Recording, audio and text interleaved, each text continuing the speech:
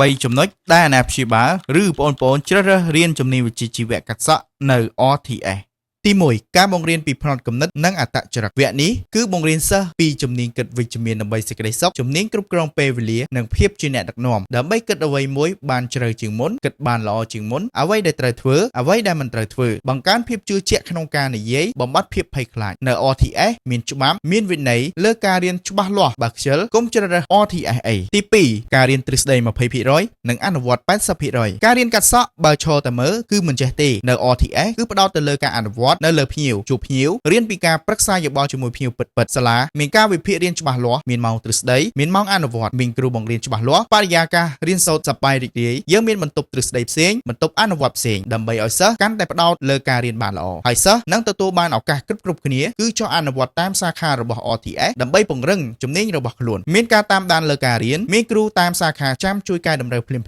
ទី 3 បង្រៀនពីការដឹកនាំគ្រប់គ្រងចាត់ចែងអាជីវកម្មហាងកាត់សក់ជំនាញនេះគឺពិតជាសំខាន់ណាស់សម្រាប់ការត្រៀមចេញរកស៊ីបើកអាជីវកម្មហាងកាត់សក់ផ្ទាល់ខ្លួនបន្ទាប់ពីរៀនចប់រយៈពេល 6 ខែនៅ RTS ការបើកអាជីវកម្មរកស៊ីមិនពិបាកទេបងប្អូនតែបើឲ្យអាជីវកម្មហាងកាត់សក់របស់យើងមានដំណើរការល្អមានភ្ញៀវច្រើនភ្ញៀវមកហើយមកទៀតផ្ដល់គុណភាពជូនភ្ញៀវបានល្អដឹកនាំមានភាពរីកចម្រើនគ្រប់គ្រងហិរញ្ញវត្ថុបានល្អបានចំណេញទៅជារឿងដើរពិបាកដូច្នេះហើយទៅនៅសាលារៀនកាត់សក់ RTS មានវគ្គនេះសម្រាប់ជួយទៅដល់យុវសិស្សដែលរៀនចប់មានបំណងចង់បើកអាជីវកម្មហាងកាត់សក់ឲ្យមានភាពរីកចម្រើនភ្ញៀវមកហើយមកទៀតមានប្រាក់ចំណូលច្រើនហើយសាលាធានាមានការងារធ្វើ 100% ឲ្យតែសិស្សចេះច្បាស់ពិតប្រាកដ